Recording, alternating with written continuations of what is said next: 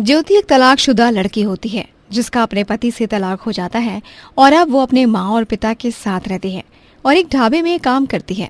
आसपास के लोग ज्योति को काफी ताने भी देते हैं। एक दिन जब ज्योति काम के लिए चली जाती है तब ज्योति की माँ सुजाता के पास पड़ोसन विमला आती है और बोलती है, अरे बहन जी, ये क्या कर रही हो आप? मैं आपको इतने समय से जानती हूँ, तभी ये बोल रही हूँ कि अपनी बेटी को उसके ससुराल भेज दो। अरे बेटी ससुराल में ही अच्छी लगती है, ना कि मायके में। फालतू में लोग भी बातें बनाते हैं। ये कैसी बात कर रही हो आप? अरे मेरी बेटी को वो नशे में मारता था, पीटता था। ससुराल में भले ही बेटी अच्छी लगती है लेकिन आंसू के साथ कहीं भी अच्छी नहीं लगती है। अरे आजकल के लड़के थोड़ा बहुत पी लेते हैं, लेकिन इसका मतलब ये थोड़ी होता है कि अगर घर छोड़कर अपने मायके में आ जाओ तो सब ठीक है, हैं? मैं तो बस ज्योति और तुम्हारा भला ही चाहती हूँ। आपको भी पता है तलाकशुदा लड़कियों के लिए कितनी सारी मुश्किलें होती हैं। ऊपर से अभी तो तुम्हारी बेटी जवान है, कल को तुम रहे ना रहो क्या होगा ज्योति का, ये सोचा है क्या तुमने? मेरी बेटी ने इतनी सी उम्र में इतना कुछ देख लिया है। अब अगर कल को हम ना भी रहे तो भी वो कमज़ोर नहीं है। वो खुद को भी संभाल लेगी और अपनी ज़िंदगी को भी। आप लोगों को तो मेरी बेटी पर गर्व करना चाहिए कि मुश्किलों से डरी नहीं बल्कि हिम्मत करके सामना किया। आज तो आप ये सोच रही हो, लेकिन ये बात आपका दिल भी अच्छे से जानता है और मेरा दिल भी। मैं तो यहाँ आपके ही भले के लिए बात करने आई थी, लेकिन जब आपको ही आपकी बेटी की नहीं है, कुछ पड़ी नहीं है, तो क्या करना है? क्या ही किया जा सकता है? बस इतना ही कह रही हूँ, जिंदगी बहुत बड़ी है और रास्ता अकेले काटना बहुत मुश्किल होता है। आसपास के लोगों के ताने के बाद भी ज्योति कुछ नहीं सोचती है और दिल लगाकर काम करती है ताकि वो अपने परिवार की थोड़ी बहुत ही सही लेकिन मदद कर पाए। ज्योति को ढाबे पर काम करते हुए काफी दिन हो जाते हैं। कुछ दिनों बाद ज्योति के पास उसके ढाबे का मालिक हरिया सेठ आता है और ज्योति से कहता है, ज्योति, अब तुम्हें यहाँ काम करने की जरूरत नहीं है। अब तुम अपने लिए कोई दूसरा काम देख लो। मैं तुम्हें अब काम पर नहीं रख सकता हूँ। क्या हुआ सेठ जी? आप अचानक से मुझे काम से कैसे निकाल रहे हैं? मुझसे कोई गलती हुई है क्या? अगर मुझसे कोई गलती हुई है तो मुझे माफ़ कर दीजिए। मुझसे अनजाने में कोई गलती हो सकती है, लेकिन मैं जानबूझकर कभी कोई गलती नहीं करूँगी। मेरे गल्ले में से पैसे चोरी हुए हैं। यहाँ तुम्हारे अलावा तो कोई दूसरा काम करता नहीं है, तो ये बात साफ है कि तुमने ही पैसे चुराए हैं। मैं कोई पुलिस कंप्लेन नहीं कर रहा हूँ, लेकिन अब तुम यहाँ काम नहीं कर सकती हो। मैं सच बोल रही हूँ, मैंने कोई पैसे नहीं चुराए हैं। आप मेरी बात का विश्वास करो। मुझे 2-3 महीने हो गए हैं यहाँ काम करते हुए। अगर मेरी नीयत इतनी ख़राब होती तो मैं पहले भी चोरी कर सकती थी ना।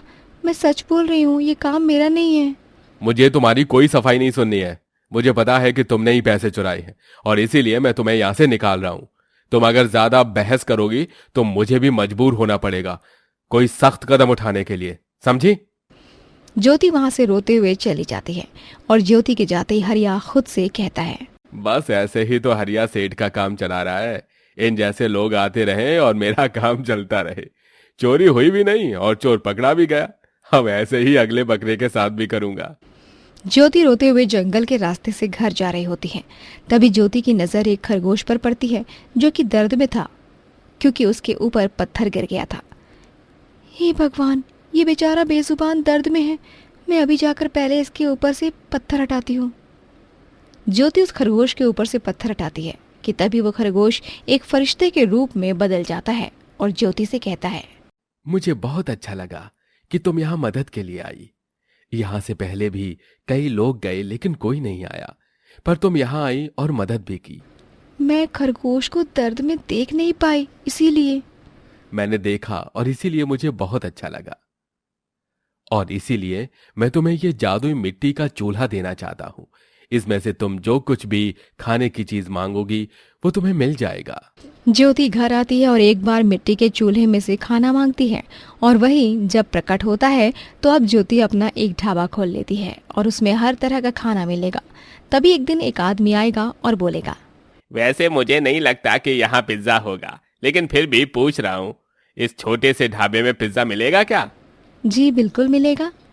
ज्योति अब उस आदमी को पिज्जा लेकर देती है। ऐसे ही खाने की हर चीज मिलने की वजह से ढाबा बहुत अच्छा चलता है।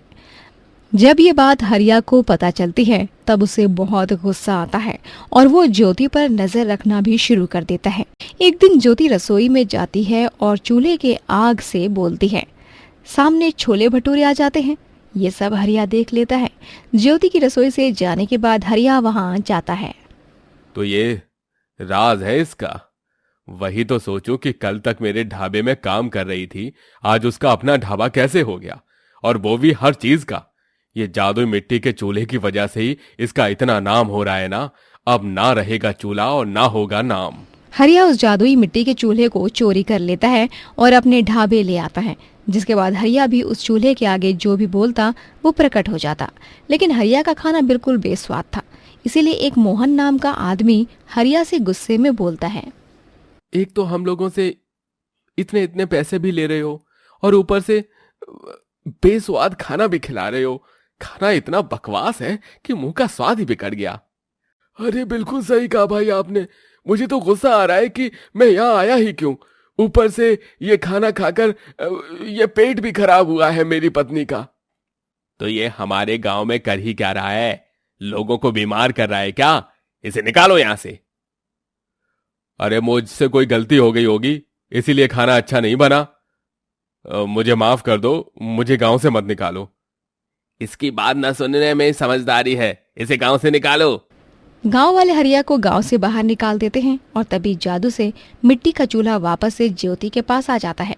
मिट्टी का चूल्हा देखकर ज्योति के आंसू अब खुशी में बदल जाते हैं और वो कहती है, भगवान का शुक्र है, अगर ये चूल्हा मेरे पास से चला जाता तो मैं पता नहीं क्या करती। भगवान जी आपका बहुत बहुत धन्यवाद। हरिया जिसने चालाकी दिखाई और गलत किया उसका कुछ सही नहीं हुआ, क्योंकि वो चूल्हा झूठे लोगों के पास जाकर बस गलत ही करता है, जैसा हरिया के साथ हुआ, और वही ज्योति की ईमानदारी जीत जाती है। विदेशी जेठानी गरीब देवरानी। शाह परिवार में माला अपने पति उमाकांत, छोटे बेटे सागर और छोटी बहू अंजलि के साथ रहा करती थी। माला का बड़ा बेटा भी होता है जिसका नाम राघव होता है, लेकिन राघव विदेश में रहता है। उसकी बीवी कीर्ति की मौत के बाद वो विदेश में ही रहने चला गया था। अब सालों बाद फिर से वो अपने घर लौटकर आता है।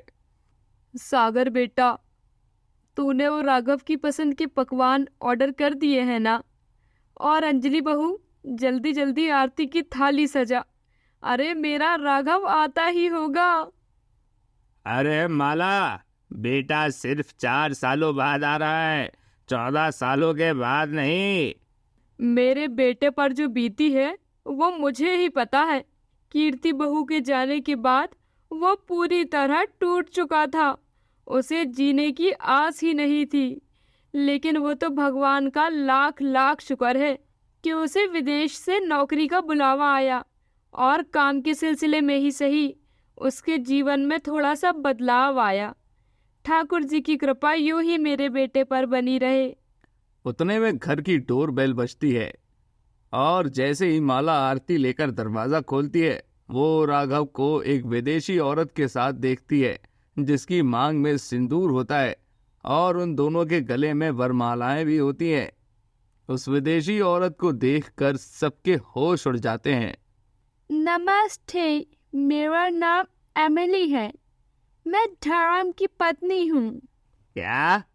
अरे एमिली, धर्म की पत्नी नहीं, ऐसा कहो कि मैं राघव की धर्म पत्नी हूँ।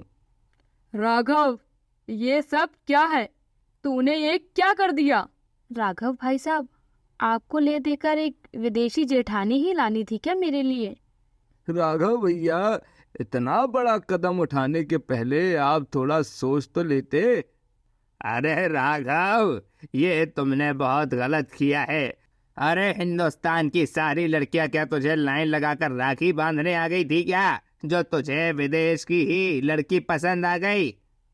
पापा, माँ, सागर, अंजलि, मैं एमिली से बहुत प्यार करता हूँ और एमिली भले ही विदेशी है लेकिन इसका दिल तो हिंदुस्तानी है ना। सासी माँ, पापू जी, आशीर्वाद दीजिए। अरे डफोड, पहले सासू माँ और पापा जी बोलना सीख ले, फिर आकर हमसे बात कर, डोबी कहीं की। Emily, it's not Sasima, it's Sasuma. And it's not Pappu ji, it's Papa ji. Oh no, I'm really sorry Raghav baby. Hi hi, मेरे सामने मेरे बेटे को बेबी बोलते हुए शर्म नहीं आती तुझे, बेवकूफ फिरंगन। उप्स, सॉरी सॉरी सासी माँ, मेरा मतलब सासू माँ। एमिली थाली में रखे दिए को फूंक मारकर बुझाती है और घर में नाचते हुए आती है। ठिन ठड़ाक आ जाओ, ठिन ठड़ाक पैरों से भेड़ी जड़ा खोल, नगर संग ढोल बाजे, थाई थाई थाई धम ढाई। ये फिरंगन तो बहुत ही अच्छा नृत्य करती है। देखा माँ, उसने दिया बुझाया, लेकिन घर में आते ही हमारे देश की संस्कृति को मान दिया। सिर्फ तेरी खुशी के लिए, सिर्फ और सिर्फ तेरी खुशी के लिए ही मैं इस फिरंगन को अपना रही हूँ। एमिली को उसका ससुराल अपनाता तो नहीं है, लेकिन वो धीरे धीरे उनका दिल जीतने की कोशिश करने लगती है। वो अगले दिन YouTube से देखकर देसी खाना बनाने लगती है। उसे पूरियां बेलनी नहीं आती हैं, तभी अंजलि उसे सिखाती है। मैं एक गरीब घर की लड़की हूँ, इतनी इंग्लिश तो नहीं आती मुझे, लेकिन फिर भी मैं अपनी टूटी फूटी इंग्लिश से आपको सब सिखा दूंगी जेठानी जी। Thank you so much Anjali, तुम बहुत अच्छी है। तुम भी। ये देखो, ये ना इस तरह, दिस बेलन holding in a hand and then इसको ऐसे इस पर घुमावी एंड देन इस तरह से गोल पूरी बनानी। ओके जेठानी जी। Oh wow, this is so beautiful and easy. मैं तो इसे अभी बनाकर दिखाती हूँ। अंजलि एमिली को खाना बनाने से लेकर हिंदी बोलने तक सब कुछ सिखाने लगती है और दोनों विदेशी जेठानी और गरीब देवरानी के बीच एक अलग सी दोस्ती बन जाती है, जिससे सास माला को दिक्कत होने लगती है और वो अंजलि को बोलती है, देख अंजलि बहू, तुझे अगर तेरी जान, तेरा ससुराल और तेरा रिश्ता प्यारा है तो तू उस फिरंगन से दूर रहने लग। मैं नहीं चाहती कि तू भी उसके रंग में रंग के उसकी दूसरी कार्बन कॉपी बन जाए। लेकिन माँ जी, एमिली फिरंगन जरूर है, लेकिन जैसे राघव भाई साहब ने कहा था, वो दिल की एकदम अच्छी है और हमारी भारतीय संस्कृति और परंपरा से बहुत प्रेम करती है। अरे मुझे उन सब से कोई फर्क नहीं पड़ता।